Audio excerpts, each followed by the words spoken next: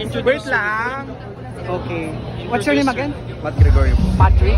Matt Gregorio. Matt. Hey Matt, this is Senior Joey from Voice of Philippines. For benefits of my viewers who doesn't know me yet, kindly introduce yourself. Hi everyone, this is Matt Gregorio, the representative of Bulacan, Mr. International Philippines 2024. There's a lot of pageantry here. Why did you choose MIPH? Kasi feeling ko dito maririnig yung boses ko na sa advocacy ko po na share po yung kaalaman ko po about mental health. Okay, what's your asset here? Sa tingin po is legs ko. My legs. Your legs. Kasi sa tingin ko po, akin po yung legs na pinakamalaki kasi dati po ako cyclist. Ooh! So, ini-stop mo muna yung pag-ano mo? Yes po. Tsaka mga sports ko po, like volleyball and basketball. Okay.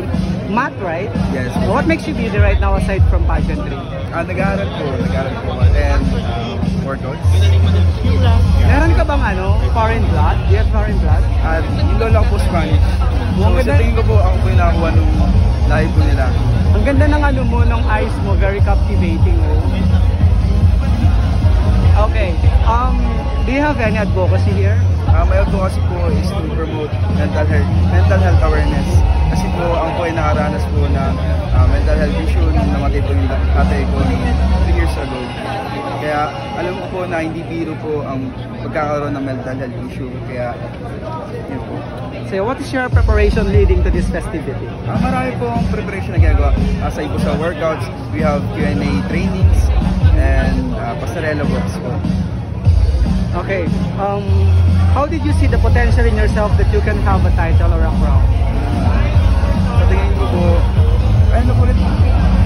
How did you see yourself that you can have a crown? Sa tingin ko po, motivated po ako na matuto kasi uhaw po ako sa growth. And sa tingin ko po, yun po yung edge ko po sa other candidates para makuha ko po yung growth. Do you have any insecurities? Ito po. Your meeting ko.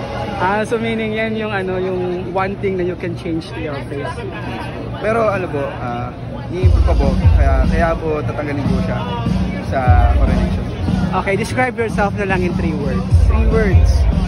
Independent, strong, and responsible. So since isa ka sa mga standout kanina on stage, given a chance na makapasok ko sa showbiz industry, sino yung gusto mong love team or maka-work with? Sanya Lopez po. Sanya Lopez. Kasi crush ko talaga siya since bata po talaga ako. Sobrang crush ko talaga. How about sa mga sa ABS-CBN? ABS-CBN. Siguro si Bel.